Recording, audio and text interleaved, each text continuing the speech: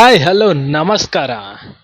ಒಂದು ವರ್ಷದಲ್ಲಿ 1 ಕೋಟಿ ಚಾಲನೆಯಲ್ಲಿ ದಿನ 20.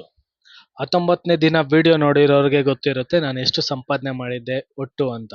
ಸೊ ಇವತ್ತಿನ ವಿಡಿಯೋದಲ್ಲಿ ಹೇಳ್ಬೇಕು ಅಂದ್ರೆ ನನ್ನ ಒಟ್ಟು 19 ದಿನಗಳ ಸಂಪಾದನೆ ಬಂದ್ಬಿಟ್ಟು 49,740 ರೂಪಾಯಿ. ನನ್ನ 19 ದಿನಗಳ ಜರ್ನಿಯಲ್ಲಿ ನಾನು ಗಳಿಸಿರುವ ಒಟ್ಟು ಸಂಪಾದನೆ. ಸೊ 20ನೇ ದಿನ ನೋಡೋಣ ಏನಾಗುತ್ತೆ ಅಂತ. ನಿಮ್ಗೆಲ್ಲ ಗೊತ್ತಿರೋ ಥರನೇ ದಿನ ಬೆಳಿಗ್ಗೆ ಬೇಗ ಎದ್ದು ನಾನು ಮಾಡೋ ಮೊದಲನೇ ಕೆಲಸ ಏನು ಅಂದರೆ ಫ್ರೆಶ್ ಅಪ್ ಆಗಿಬಿಟ್ಟು ಅಂಗಡಿಗೆ ಬಂದಿದ ತಕ್ಷಣ ಅಂಗಡಿನ ನೀಟಾಗಿ ಕ್ಲೀನ್ ಮಾಡಿಕೊಂಡು ನೀಟಾಗಿ ಒರೆಸ್ಕೊಂಡು ಸೆಟ್ ಮಾಡ್ಕೊಳ್ಳೋದು. ಇವತ್ತು ಅದನ್ನೇ ಮಾಡಿದೆ, ಬಟ್ ವಿಡಿಯೋ ಕ್ಯಾಪ್ಚರ್ ಮಾಡಿಲ್ಲ. ಯಾಕೆಂದರೆ ಪ್ರತಿ ವಿಡಿಯೋದಲ್ಲೂ ಅದನ್ನೇ ತೋರಿಸ್ತೀನಲ್ವಾ, ಸ್ವಲ್ಪ ವೆರೈಟಿ ಇರಲಿ ಅಂತ ಇವತ್ತು ಅದನ್ನು ಕ್ಯಾಪ್ಚರ್ ಮಾಡಿಲ್ಲ. ಅದನ್ನು ಬಿಟ್ಬಿಟ್ಟು ವಿಡಿಯೋ ಮಾಡ್ತಾಯಿದ್ದೀನಿ. ಸೊ ನಿಮಗೂ ಬೋರ್ ಹೊಡಿಬಾರ್ದು, ನನಗೂ ರಿಪೀಟ್ ಆಗ್ತಾಯಿದೆ ಅಂತ ಅನಿಸ್ಬಾರ್ದು, ಅದಕ್ಕೋಸ್ಕರ. ಸೊ ಕ್ಲೀನ್ ಮಾಡಿಕೊಂಡು ಸ್ವಲ್ಪ ಹೊತ್ತಾದಮೇಲೆ ಒಬ್ಬ ಕಸ್ಟಮರ್ ಟೆಂಪರ್ಡ್ಗೆ ಅಂತ ಬಂದರು. ಆ ಕಸ್ಟಮರ್ಗೆ ಬಂದ್ಬಿಟ್ಟು ಪ್ರೈವೇಸಿ ಬೇಕಾಗಿತ್ತು. 15 ಪ್ರೋಗೆ, ಐಫೋನ್ 15 ಪ್ರೋಗೆ ಪ್ರೈವೇಸಿ ಗ್ಲಾಸ್ ಬೇಕಾಗಿತ್ತು. ಸರಿ ಅಂದ್ಬಿಟ್ಟು 15 ಪ್ರೋ ಪ್ರೈವೇಸಿನ ಹಾಕ್ತಾಯಿದ್ದೆ. ಕಸ್ಟಮರ್ ಹತ್ರ ತುಂಬ ಮಾತಾಡಿಕೊಂಡು ಜಾಲಿಯಾಗಿ ಟೆಂಪರ್ಡ್ ಗ್ಲಾಸ್ನ ಹಾಕ್ಬೇಕಾದಾಗ ಆ ಕಸ್ಟಮರು ಇನ್ನೊಂದು ಟೆಂಪರ್ಡ್ ಹಾಕ್ರಿ ಅಂದರು ಐಫೋನ್ 14ಗೆ.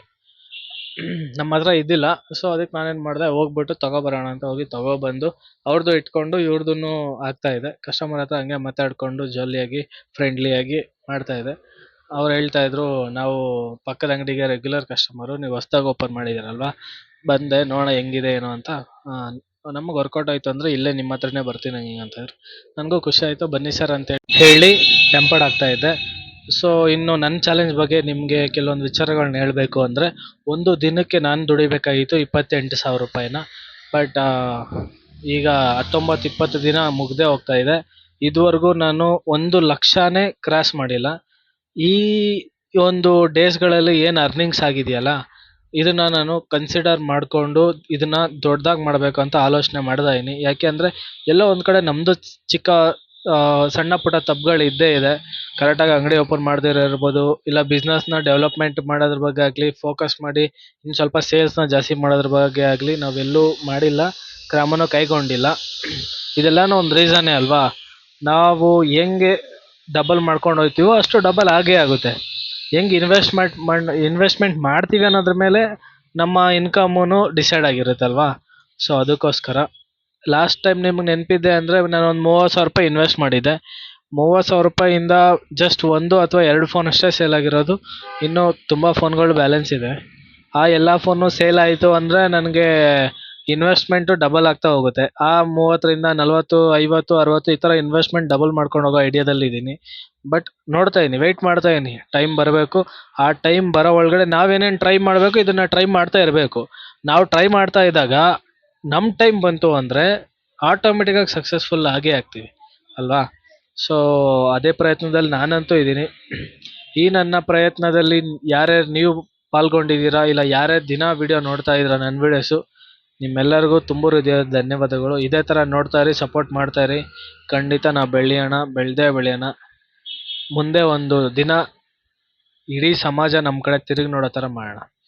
ಸೊ ಇನ್ನು ಈ ದಿನಕ್ಕೆ ಬರಬೇಕಂದ್ರೆ ಇವತ್ತು ಈ ಒಬ್ಬ ಕಸ್ಟಮರ್ನಷ್ಟೇ ಕ್ಯಾಪ್ಚರ್ ಮಾಡಿದ್ದು, ಇನ್ಯಾರನ್ನೂ ಕ್ಯಾಪ್ಚರ್ ಮಾಡಿಲ್ಲ. ಯಾಕೆ ಅಂದರೆ ಸಡನ್ನಾಗಿ ಕಸ್ಟಮರ್ ಬರೋರು, ಪ್ಲಸ್ ನಾನು ಬೇರೆ ಕೆಲಸದಲ್ಲಿ ಇರ್ತಾಯಿದ್ದೆ. ಆ ಕೆಲಸ ಸಡನ್ನಾಗಿ ವಿಡಿಯೋ ಮಾಡೋಕ್ಕಾಗ್ತಾ ಇದ್ದಿಲ್ಲ. ಇನ್ನೊಂದು ಫ್ರೀ ಮೈಂಡೆಡು ಇದ್ದಿಲ್ಲ. ಸ್ವಲ್ಪ ಯಾಕೋ ಮತ್ತೆ ಮೈ ಫೀವರ್ ಬರೋ ಥರ ಆಗಿತ್ತು. ಟ್ಯಾಬ್ಲೆಟ್ ಎಲ್ಲ ತಗೊಂಡಿದ್ದೆ. ಆ ಒಂದು ವಿಷಯಕ್ಕೋಸ್ಕರ ಅಷ್ಟೊಂದು ಆ್ಯಕ್ಟಿವ್ ಇದ್ದಿಲ್ಲ.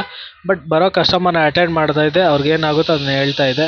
ಸೊ 20ನೇ ದಿನ ಬಂದ್ಬಿಟ್ಟು ಈ ಅಂಗಡಿಯಿಂದ 1,090 ರೂಪಾಯಿ ಆಗಿತ್ತು. ಇನ್ನೊಂದು ಅಂಗಡೀಲಿ ಡಲ್ ಇದೆ ಸ್ವಲ್ಪ ಬಿಸ್ನೆಸ್ಸು, 300 ರೂಪಾಯಿ ಅಷ್ಟೇ ಆಗಿತ್ತು. 2 ಅಂಗಡಿದೂ ಸೇರಿಸಿದ್ರೆ 1,390 ರೂಪಾಯಿ ಆಗಿತ್ತು. ನನ್ನ ಒಟ್ಟು 19 ದಿನಗಳ ಜರ್ನಿಯಲ್ಲಿ 49,740 ರೂಪಾಯಿ ಆಗಿತ್ತು. ಸೊ ಈ 20ನೇ ದಿನದ್ದು ಕೌಂಟ್ ಮಾಡೋದಾದರೆ 51,130 ರೂಪಾಯಿ ನನ್ನ ಒಟ್ಟು 20 ದಿನಗಳ ಸಂಪಾದನೆ ಆಗಿದೆ. ಸೊ ಇದನ್ನು ಡಬಲ್ ಮಾಡ್ತಾ ಹೋಗೋಣ, ಮುಂದಕ್ಕೆ ಇನ್ನೂ ಜಾಸ್ತಿ ಮಾಡೋಣ. ಅಲ್ಲಿವರೆಗೂ ನೀವು ನನ್ನ ಜೊತೆ ಇರಿ ಅಂತ ಹೇಳ್ತಾ ಇವತ್ತಿನ ವಿಡಿಯೋ ಇಷ್ಟ. Tata, take care, bye bye, see you.